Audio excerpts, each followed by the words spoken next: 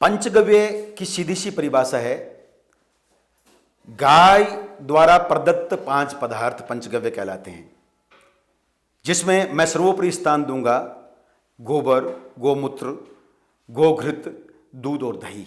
क्रम दूध, दही, घृत, गोबर और गोमूत्र तक जाता है, लेकिन वो ज़्यादा महत्वपूर्ण रहेगा क्योंकि आज आवश्यकता, सबसे महत्वपूर्ण आवश्यकता गोबर और गोमूत्र की है।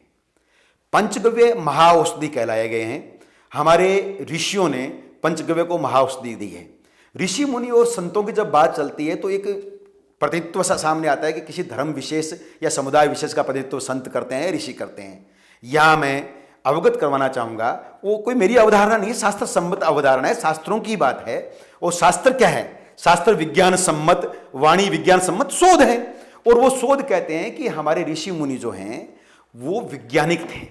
उन्होंने मानव जीवन अनंत काल तक निरोग किस प्रकार हो, मानव की भाव, मन और शरीर तीनों निरोग किस प्रकार हो, इस पद्धति पर उन्होंने शोध और अनुसंधान किए। और वो शोध और अनुसंधान जो हैं वो पंचगव्य पर आकर ठहरते हैं कि पंचगव्य से बड़ी कोई महाऔषधि नहीं हो सकती, पंचगव्य से बड़ा कोई भी ऐसा पदार्थ नहीं हो सकता जो मानव जीवन को और प्रकृति संपूर्ण को पुष्ट कर सकता हो, स्वस्थ रह सकता हो। पंचगव्य जो अपने आप में इतना महत्वपूर्ण है कि पंचगव्य के बिना पूरे के पूरे पंचभूत, जैसे मैंने अभी कहा, पूरे पंचभूत विषैले होकर रह गए हैं। तो पंचगव्य को आधार बनाकर हमें नीतियां बनानी चाहिए। पंचगव्य को आधार बनाकर हमें हमारी नीतियों को आगे विस्तृत करना चाहिए। मैं शासन, सरकार से और समाज से कहना चाहूँगा कि क्या किसी भी प्राणी का, जो अवतारों के अवतार, भगवानों के भगवान भी जो रहे हैं, क्या किसी प्राणी का मल या मूत्र पवित्र सिद्ध हुआ है? क्या पवित्र रहा है? अगर ऐसा होता तो यह विषय धार्मिक होता। मैं जो धर्म और अध्यात्म को नहीं मानते हैं हमारी परिभाषा में, उन लोगों को कहना चाहता हूं कि आप आपके विज्ञान की परिभाषा, आज की शैली, भाषा और युग की स्वरूप में तथ्यात्मक रूप से बताइए कि गाय का पंचगव्य जो है अन्य उसके समकक्ष पदार्थों से विशिष्ट है कि नहीं है, विशेष है कि नहीं है। क्या गाय के दुग्ध का मुकाबला मानव स्वास्थ्य के लिए या किसी भी जीव के लिए अन्य किसी समकक्ष प्राणी का दूध उसका मुकाबला कर सकता है? नहीं कर सकता। यह आज का विज्ञान मान रहा है। तथा कथित जो आज शीर्ष देश हैं जिनका अनुसरण पूरा विश्व कर रहा है, जैसे अमेरिका, ब्रिटेन इत्यादि, उन्होंने दूध को 2 भागों में बांट के देखा कि दूध A1 और A2। उन्होंने स्वीकार कर लिया इस बात को कि भारतीय नस्ल की देशी गोवंश का जो दूध है वो दूध सर्वोपरि दूध है, वो दूध पौष्टिक है, वो दूध निरोग है।